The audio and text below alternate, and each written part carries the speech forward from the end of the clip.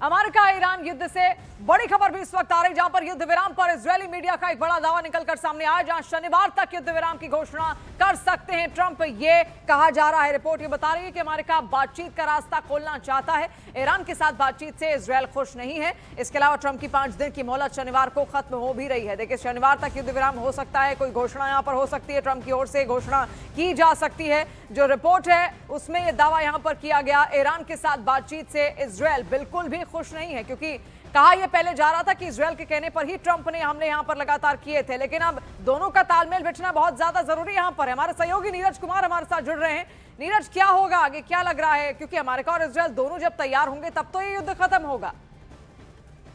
देखिए, अमेरिका को यह फैसला करना है, क्योंकि इजरायल के राजदूत से अभी हमारी बातचीत हुई थी। वो साफ साफ कह रहे थे कि निगोशिएशन जो है वो अमेरिका तय करेगा। और सबसे अहम बात है कि इजरायल के मीडिया में जो पब्लिक ब्रॉडकास्टर है उनकी तरफ से ये दावा किया गया सूत्रों के हवाले से कि शनिवार को हो सकता है कि ट्रंप की तरफ से संघर्ष विराम की घोषणा की जाए। और जिन सूत्रों का हवाला दिया गया उसमें यह भी कहा गया है कि ये फैसला जो है एक तरफा होगा, क्योंकि कहीं ना कहीं इजरायल नहीं चाहता कि युद्ध विराम हो। इसके अलावा एक और महत्वपूर्ण बात बता दें कि इजरायल की दूसरी मीडिया के हवाले से ये बात कही जा रही है कि हो सकता है कि डिटेल्ड अग्रीमेंट ईरान के साथ न हो, लेकिन एक ब्रॉडर फ्रेमवर्क तैयार हो सकता है, ताकि आने वाले वक्त में सीज फायर का जो फैसला होगा उसको आगे बढ़ाया जा सके। तो इस तरह से इजरायली मीडिया में दावे किए गए हैं और इस बात की एक उम्मीद जगी है पूरी दुनिया में कि अगर शनिवार को अनाउंस करते हैं सीज फायर को लेकर, तो आने वाले वक्त में उस क्षेत्र में नीरज, लेकिन ऐसा भी तो हो सकता है क्योंकि मिड टर्म इलेक्शन है अमेरिका में और ट्रंप इस बात को बहुत अच्छे से जानते हैं कि अपनी इमेज कैसे ठीक करनी है। तो अब उनकी तरफ से डैमेज कंट्रोल तो हो रहा है,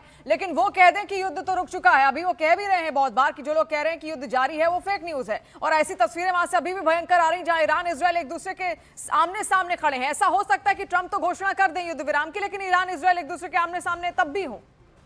देखिए, बिल्कुल इस बात की उम्मीद। और आपने देखा होगा कि जब से ट्रंप ने ये घोषणा की है कि एनर्जी इंफ्रास्ट्रक्चर पर कोई हमला नहीं होगा, उसके बाद से अमेरिका की तरफ से ईरान पर हमले भी कम किए गए हैं। हालांकि ईरान और इजरायल के बीच लगातार जो है बमबारी और ये मिसाइल से हमले जारी हैं। इजरायल भी लगातार ईरान पे हमला कर रहा है और अभी हाल ही में आपने देखा होगा कि ईरान की तरफ से भी हमले किए गए। तो अमेरिका हो सकता है कि अभी भी उन्होंने अपने आक्रमण को कम कर दिया। और ट्रंप पे पूरी दुनिया का दबाव है, न सिर्फ मिड टर्म इलेक्शन बल्कि दुनिया भर से उन पे दबाव डाला जा रहा है। और इसीलिए वो लगातार दुनिया भर के नेताओं के संपर्क में भी। आपने देखा होगा कि प्रधानमंत्री नरेंद्र मोदी से 2 दिन पहले उन्होंने बातचीत की थी और लगातार इन मसलों पे बातचीत किया था। तो तेल का जो संकट है, इसके अलावा जो घरेलू तौर पे वो प्रभावित हो रहे हैं, क्योंकि वहां भी नाराजगी है ट्रंप के फैसले से, क्योंकि लगता है अमेरिका के लोगों को कि ये युद्ध जो है बिना वजह के शुरू किया गया है इजरायल के दबाव में। अमेरिकी खुद ये चाहते हैं, पूरी दुनिया ये चाहती है कि जल्द से जल्द ये युद्ध यहाँ पर खत्म हो जाए। बहुत शुक्रिया तमाम डिटेल्स रखने के लिए। और देखिए, युद्ध